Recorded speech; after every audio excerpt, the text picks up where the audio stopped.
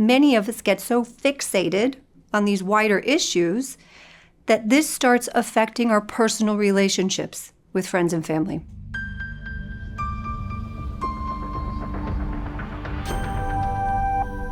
In 1954, during the Cold War, Barbara Hanna was interviewing Carl Jung. Now, many of you might have remembered him. He was a renowned psychiatrist and a contemporary of Freud.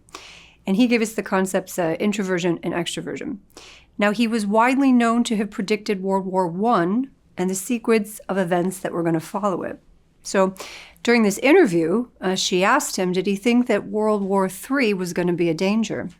And he said that yes, he thought that was absolutely a possibility, but that in his opinion, it would actually come down to whether or not individuals were able to bear the tensions inside of themselves that would be coming down upon them due to the divisive pressures coming from the top down. Okay, and this is really what we need to speak about, because the virus has really had some long-term effects, hasn't it? Now, you might think I am speaking about COVID, but I'm actually not.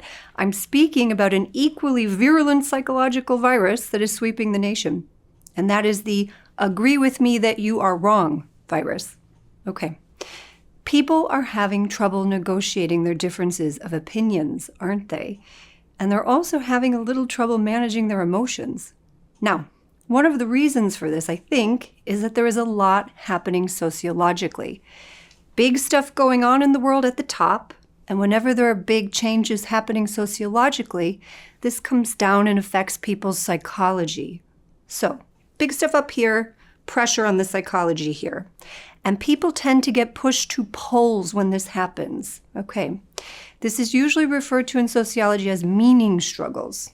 Now, one thing that happens during these meaning struggles, we know, is that we see something called othering, right? And this is where, rather than being able to tolerate alternative opinions in people who are quite different to us, we have to more and more assign them to the other group. That's the term psychology and philosophy give us for that, othering. You'll hear this talked about in things like generational differences, racial tensions, socioeconomic divisions, migration tensions. There's a lot of division that comes from these things. And sometimes it gets exploited too.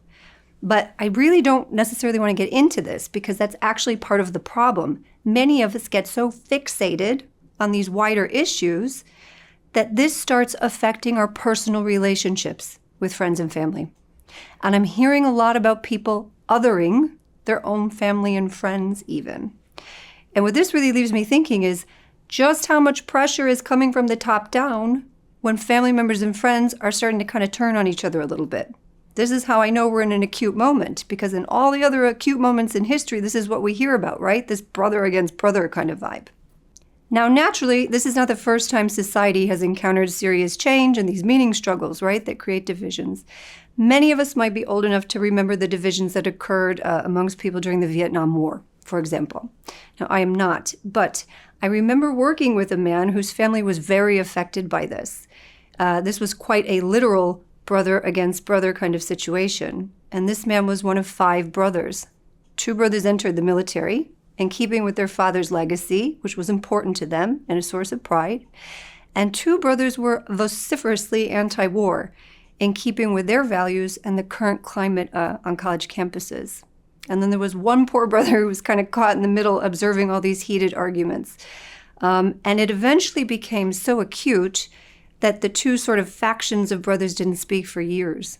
Now, it's important to note here, both sides had very valid reasons for taking their positions, right? Because respect for military service and its sacrifices is a good thing, right?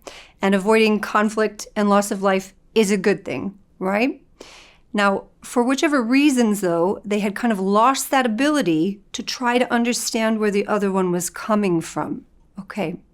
So this is what happens, doesn't it? The pressure starts to come down and we can't see, hear, or feel the other person. We can't connect with their mind. Because being able to connect with someone's mind is what helps us really to tolerate them when they're driving us crazy or when we strongly disagree with them, when we feel like, I can't believe they actually think or believe this, right? So in this case, for example, those anti-war brothers might have been maybe going, okay, I can't believe they don't see this, but maybe it's coming from their loyalty to dad or their belief in service, or maybe their frustration that they think people don't respect that service. That's connecting with the mind of someone else. Equally, the military brothers might have kind of gone, okay, the loss of life is a hard thing for people to bear. And maybe some of this is actually coming from the fact that dad wasn't always easy. And there's a little resentment about that.